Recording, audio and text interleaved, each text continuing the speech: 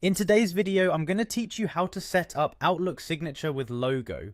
By the end, you'll have a clean professional email signature that includes your branded image, and you'll know exactly where each option lives in Outlook so nothing feels hidden or confusing.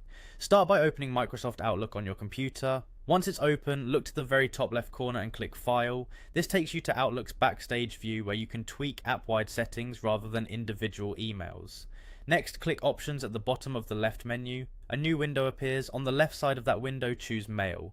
You're now in the section that controls how messages look and behave. In the mail settings, find and click the Signatures button. This opens the Signature Manager. Click New to create a fresh signature. Give it a clear name so you can recognize it later, especially if you plan to maintain multiple versions, such as a full and a short reply signature. Click OK to confirm the name. You'll see the signature editor box. Type the details you want to appear every time. Typically your professional information and any standard closing you prefer. Keep it concise and readable, use simple fonts that are easy to see across devices, and rely on the formatting tools here rather than pasting styled content from other apps, which can bring over unwanted formatting. Place your cursor exactly where you want the logo to appear, above, below, or beside your text, depending on your layout.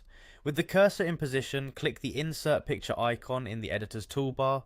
This opens a file browser so you can choose your image. Select the logo file from your computer and click Insert. Common formats like PNG or JPG work well. For best results, use a logo that's already sized appropriately, often somewhere around a few hundred pixels wide, so it looks crisp but doesn't overwhelm the message. Keeping the file size small helps emails load quickly. After inserting, you can click the logo to resize it by dragging the corner handles. Aim for a balanced look with your text, and add a line break or two if you want a little breathing room. If the logo sits too close to your text, a small space often makes everything feel cleaner. When you're happy with the layout, click OK in the signature window to save it, then click OK again to close the Outlook options window. That's it, your signature with a logo is ready to use and will appear exactly as you designed it whenever you select it while composing emails.